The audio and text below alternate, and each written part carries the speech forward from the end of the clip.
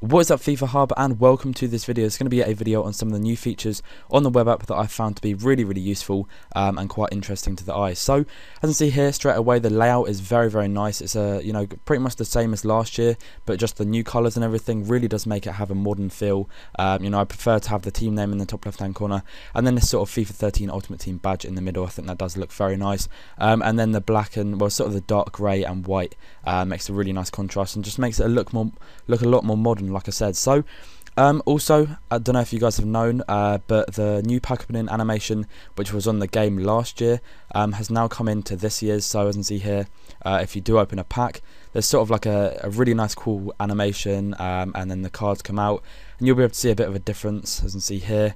I think this adds a really nice feel, and I did actually get kind of a nice player there, so I was kind of lucky. But yeah, a really nice animation, and it's kind of cool that they've added that into this year's game, as well as when it was in last year's game as well. So the next thing that I want to talk about is the new generations page. Now, as you can see here, the generations page has a really nice sort of retro feel to it. It's got like a pixelated player there, and then all around, and it just makes it feel like obviously generations is like the past teams that you've made and stuff like that, and it just makes it feel like you can go back in time and sort of really check out the old players that you used in your old squads and stuff like that. And I think there's just this new sort of details and layout and stuff like that just makes it look a lot more better and a bit more intriguing to the eye. So another little add-on that they've put into this year is the ability to actually see how many goals a player has scored for your individual club. In previous years you would have had to seen how many goals he scored for other clubs and stuff like that, and it just got really annoying. So this year you can actually see how many goals they've scored for your personal club, which I think is a really nice add-on. The next thing that I want to talk about is the FIFA points. Now, as you can see here in the top right, you get 0 at the moment. You can't actually buy them yet because you have to buy them with real money or Microsoft points or PSN card vouchers. So basically what it means, you can actually buy these, you use these FIFA points to buy packs. And see here when you go into the store, on gold cards and silver packs, 50 points or 75 points. I guess it will just be it's kind of like the FIFA version of Microsoft points or PSN cards. It's pretty much that. I think it adds quite a nice touch, and I think will go down well when people actually start buying packs and stuff like that, and it's probably makes it a bit more easier as well to sort of manage your pack openings and stuff like that. So as you can see here, the next one that I want to talk about is actually in the trading market.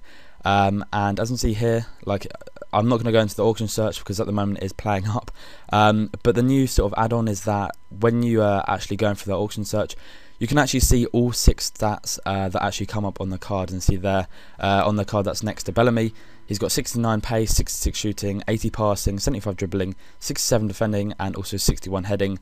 But you can't see that, you just see them first 6 stats, and that is really cool to see because it makes you determine whether you want to actually scroll over that player or not and check him out. So I think that is a really nice touch, and it works very well when we're actually in the game and stuff like that. So the last and final thing that I have to point out is that there's no bid tokens this year, which I think is brilliant. Last year the bid tokens, it was a massive factor, and it was so annoying to carry on having to buy bid tokens. It really did hinder the amount of time that you could spend on the web app trading and stuff like that, and it just got a bit petty. They did add on that update where a new bid token would update every 10 minutes or so, but still without bid tokens it just works so much better. It's a lot more easier, and people can actually spend their coins on players and consumables and stuff like that, rather than having to buy bid tokens every 10 or 15 trades. So yeah, that is all the stuff that I think is the new features and stuff that I personally really like about the web app.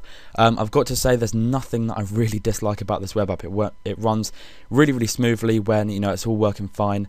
I know a lot of people have had problems recently, but I'm sure they will all be fixed within a day or two.